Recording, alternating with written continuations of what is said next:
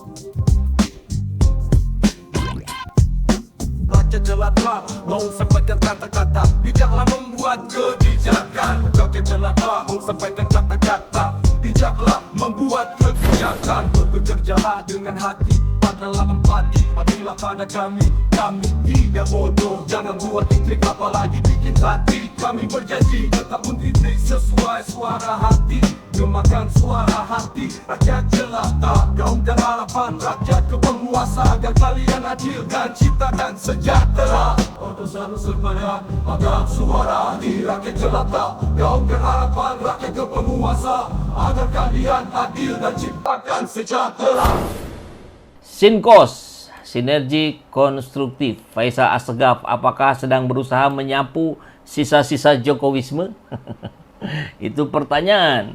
Dan kita lihat di tengah reruntuhan etika bernegara pasca 10 tahun pemerintahan Jokowi, saya kira ini lahirnya satu upaya kesadaran yang tak sekedar menggonggong di Twitter, tapi membangun ruang berpikir yang bernama Sinkos, sinergi konstruktif.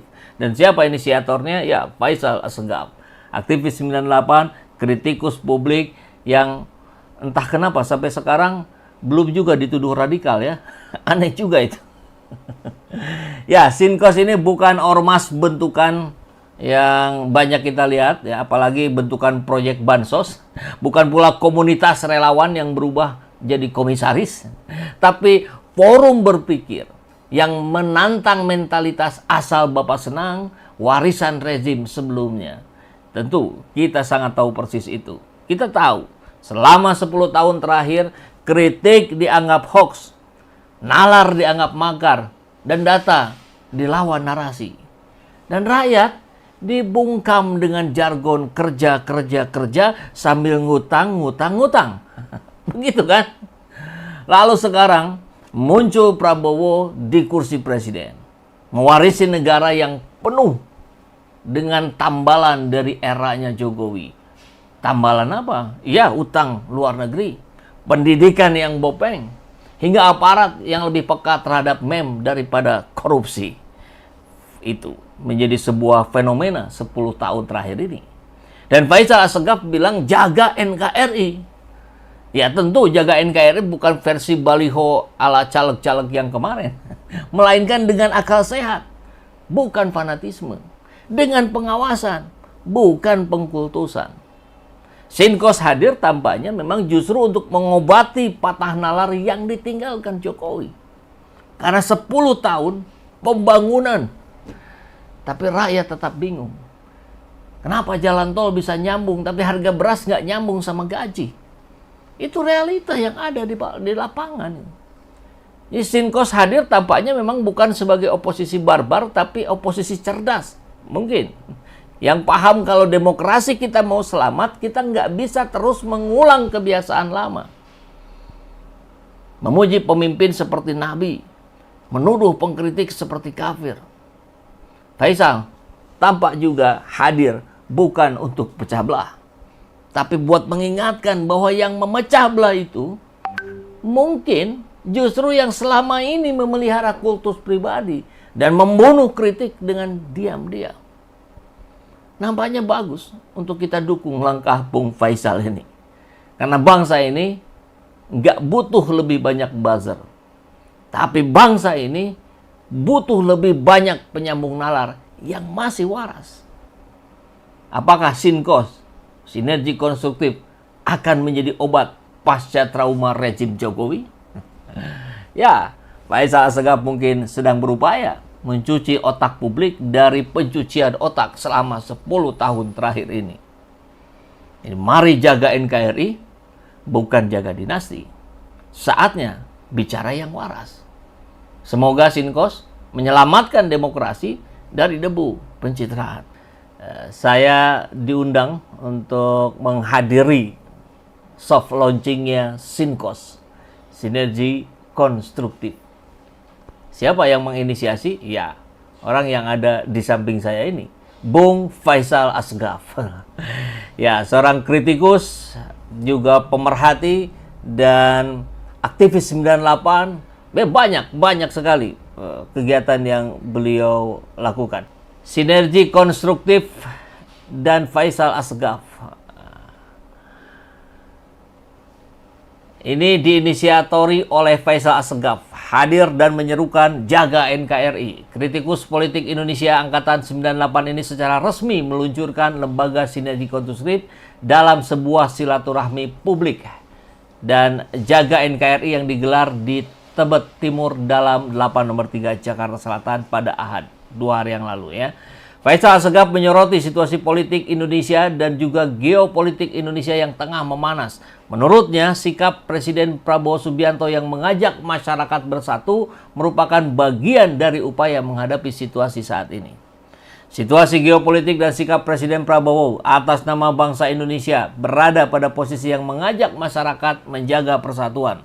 Pada momentum ini kita gunakan sebagai seruan untuk dinamika nasional, konflik di Timur Tengah, Asia Barat, dan Asia Tengah. Maka saatnya kita sebagai anak bangsa dengan keberagaman dan kebinekaan kita bersatu. Begitu disampaikan oleh Bung FA. Acara ini menghadirkan sejumlah tokoh nasional untuk membahas dinamika politik global dan nasional serta menegaskan pentingnya posisi Indonesia dalam menjaga kedaulatan dan stabilitas geopolitik kawasan. Diskusi ini digagas oleh akademisi, jurnalis, dan budayawan. Kita semua tahu situasi geopolitik sedang memanas, oleh karena itu sikap Presiden Prabowo yang mengedepankan persatuan bangsa sangat penting. Ini momentum untuk memperkuat semangat kebangsaan, ujar Faisal Asgaf.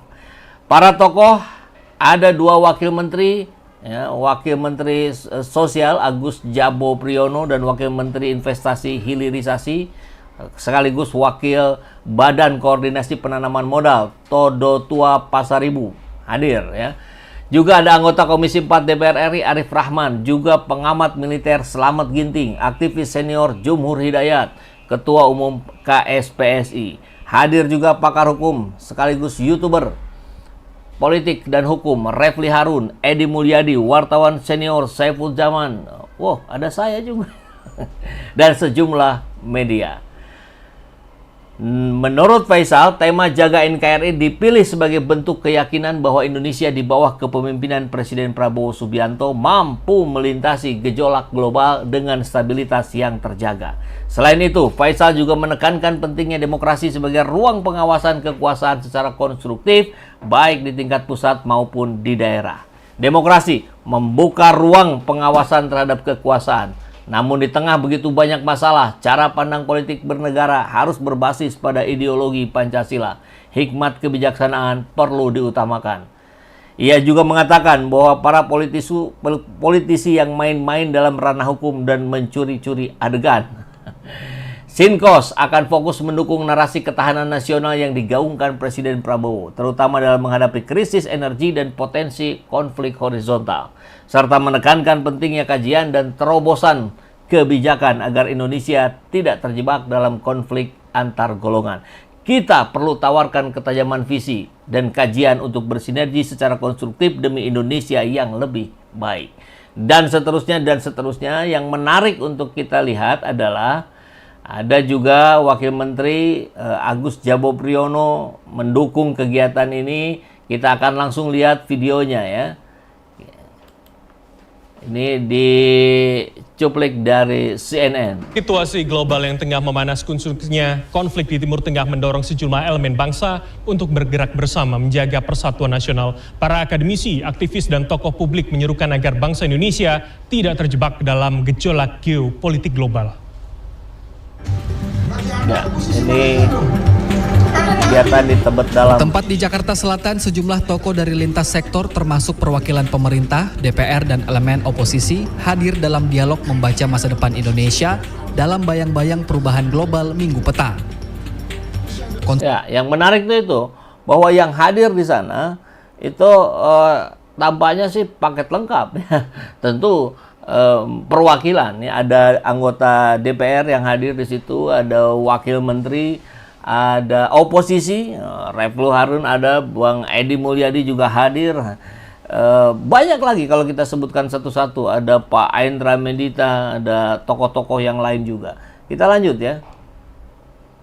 Konsolidasi dan dialog publik yang menjembatani perbedaan pandangan demokratis dengan satu semangat untuk menjaga kedaulatan dan kesatuan NKRI di tengah dinamika global. Inisiator Forum Faisal Assegaf mengatakan ketegangan internasional yaitu konflik Israel dan Iran harus disikapi dengan bijak agar tidak terjebak dari propaganda politik asing yang memecah belah bangsa. Ikhtiar terhadap dinamika konflik Israel-Iran ini harus dibaca secara serius. Apakah dampaknya ada? Akan ada. Tapi konflik Timur Tengah hari ini berbeda dengan konflik Timur Tengah pada 30 tahun lalu atau 20 tahun lalu. Sementara itu, menurut Wakil Menteri Sosial Agus Jabo Priyono, negara harus hadir melalui kebijakan yang mengakomodasi suara publik, khususnya terkait ketahanan nasional, politik identitas, dan kesenjangan sosial. Kita tidak boleh lagi tergantung kepada asing. Walaupun belum mengatakan kita tidak anti asing, tapi kita tidak boleh lagi tergantung dengan asing. Dan sumber daya yang kita miliki tidak boleh lagi untuk mendukung kemajuan negara lain. Ketegangan di Timur Tengah antara Iran dan Israel yang terus meningkat menjadi pengingat bahwa konflik geopolitik internasional dapat berdampak langsung maupun tidak langsung pada stabilitas dalam negeri. Indonesia sebagai bangsa besar harus terus menguatkan ketahanan nasional, menjaga persatuan dan tidak terjerat dalam polarisasi global yang dapat meretakkan kebinekaan. Aji Atmoko, Jakarta. Seru ya? Membaca masa depan Indonesia dalam bayang-bayang perubahan global.